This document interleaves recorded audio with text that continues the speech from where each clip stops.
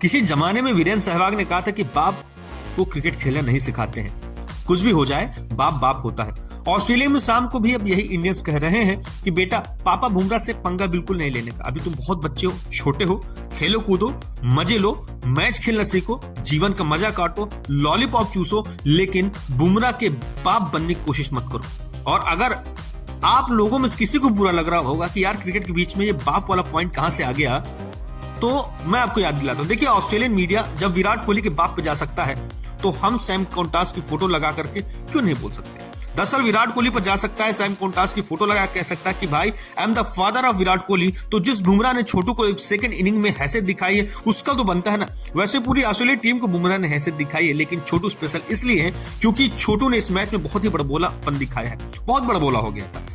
पहला मैच था, शुरू में अच्छा था, एग्रेशन अच्छा था, बैटिंग अच्छी थी, स्टांस अच्छा था, क्लास अच्छा था, रन बनाए, मजा आ रहा था। और इंडियंस हम लोगों ने खुद सपोर्ट किया जब विराट कोहली ने कोहनी मारी थी कि यार 19 साल का बच्चा है, ठीक है इतना नहीं चलता, आप बहुत बड़े खिलाड़ी हो, लेकिन 19 साल के लड़के से भिड़ना नहीं चाहिए था। लेकिन उसके बाद जब बुमराह को शॉट मारे तब क्राउड से बोल रहे उठो उठो उठो, चीयर करो चीयर करो चीयर करो, ये थोड़ा सा ज्यादा हो गया था।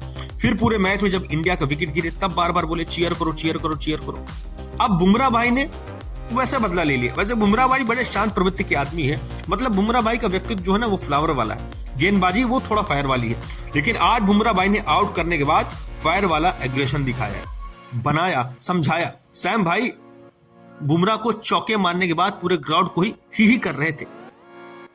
अब बुमराह ने उनको भी आउट किया तो उसके बाद अब खुद बुमराह ने क्राउड से कहा कि अब शोर मचाओ, अब वक्त आया है। फिर हमको लगा पीछे से म्यूजिक लगाते, भाग भाग भाग तेरा बाप आया बाप।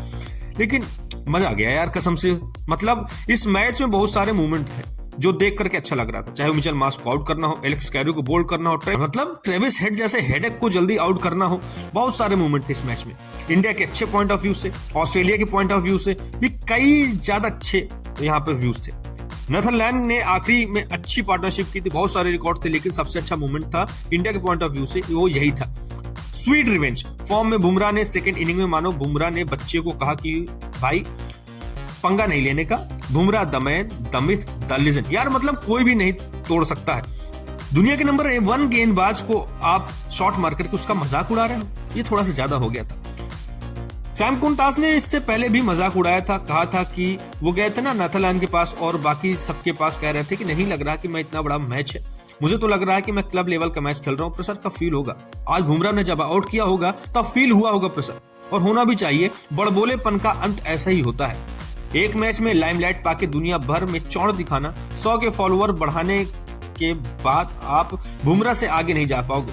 सेकेंड इनिंग में बुमराह ने हवा भी नहीं लगने दी, और यह बात सारे कमेंटेटर्स ने कही थी कि फर्स्ट इनिंग में जो उसने किया वो सेकेंड इनिंग में रिपीट नहीं होगा। सेकेंड इनिंग में जसप्रीत बुमराह को आउट करने के बेतरीब तरीके आउट करेंगे, एक्सपोज करके, और एक स्ट्रॉन्ग मैसेज देंगे कि why he is the God of bowlers. देसी भाषा में कहे तो बता दें कि बेटा बाप जो है ना वह बाप ही होता है। बुमराह आमतौर पर कभी एक्सप्रेशन नहीं दिखाते हैं, और अभी कुछ दिन पहले कहा गया था ना कि बुमराह सीखिए, आमतौर पर जो फास्ट बॉलर होते हैं वो जाते हैं, चढ़ते हैं, आंख दिखाते हैं, गुस्सा दिखाते हैं, झटकते हैं, कंधा मारते हैं। बुमराह ने कभी ऐसा एक्सप्रेशन नहीं दिखाया, लेकिन इस लौंडे को दिखाना जरूरी था। मजा आ गया। बुमराह कोंटास ने फर्स्ट मैच में बुमराह पर चौके लगाए थे, क्राउड से कहा था कि और तेज से शोर मचाओ। उसके बाद कहा कि बुमराह को टारगेट करूंगा, hopefully he might come back on. Netherland ने कहा था कि उन्होंने स्टार्क और लैंड से कहा था कि भाई साहब नर्वस कब होंगे। मुझे तो लग रहा है कि फर्स्ट क्लास मैच चल रहा है